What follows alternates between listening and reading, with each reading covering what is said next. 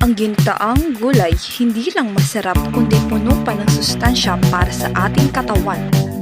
Una, pitas muna tayo ng malunggay sa likod ng bahay, tapos tanggalin natin ang mga dahon sa tangkay.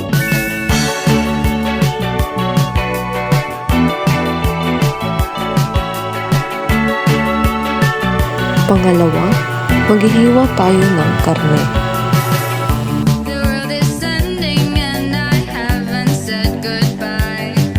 Ilagay natin ang munggo sa lalagyan.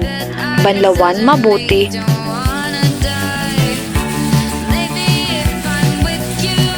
At pagkatapos, ilagay natin sa lutuan at lagyan ng tubig bago isalang.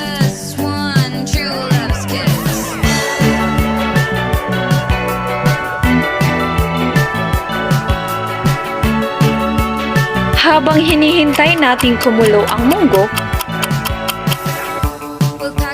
hiwain muna natin isa-isa ang sibuyas, kamatis, at bawang. Pagkatapos ng paghihiwa, ilagay natin sila sa lalagyan kasama ng karne.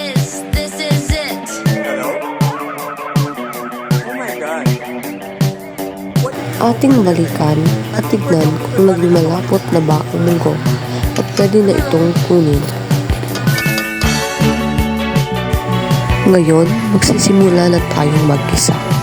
Una ay ilagay ang karne at paghalu-haluin ito hanggang sa maging kaliwanggi ang kulay at ilagay na din ang sibuyas, bawang, at kamatis. Paghalu-haluin ito ng maigi.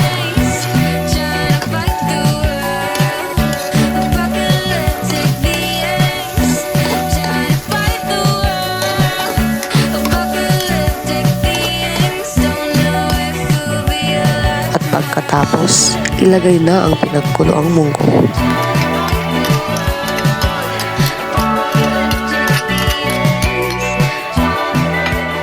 At paghalu-haluin din ito ng mabuti.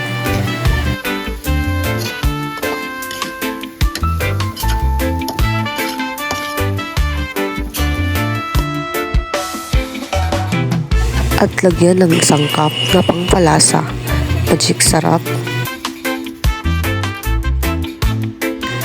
pamintang durog,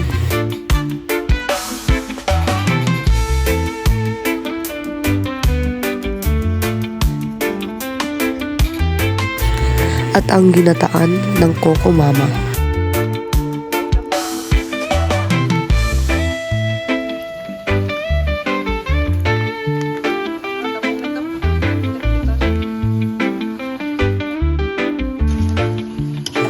Paghahalu-haluin din ito ng mabuti.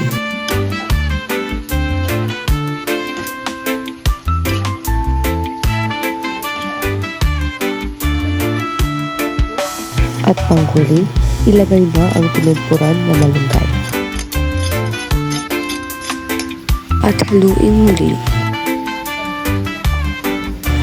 At tagipan at hintayin kumulo ulit. At pagkatapos ng 5 minuto, handa na isalang sa lalagyan ang linutong ginataang munggo.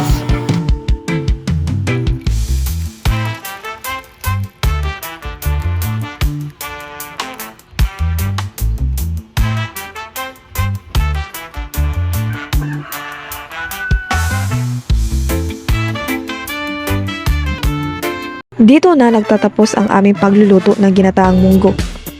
Ang munggo ay napakaraming benepisyo sa ating katawan. Ito ay mayaman sa protina na tumutulong sa pagpapalakas ng ating mga kalamnan. Mayroon ding itong fiber na nakatutulong sa maayos na pagtunaw ng pagkain. Bukod pa rito, mataas din ito sa iron na nakatutulong laban sa anemia. At may mga bitamina at mineral na nagpapalakas ng ating immune system. Kaya ang ginataang munggo ay isang masustansya at masarap na ulam na siguradong makakabuti sa kalusugan ng buong pamilya.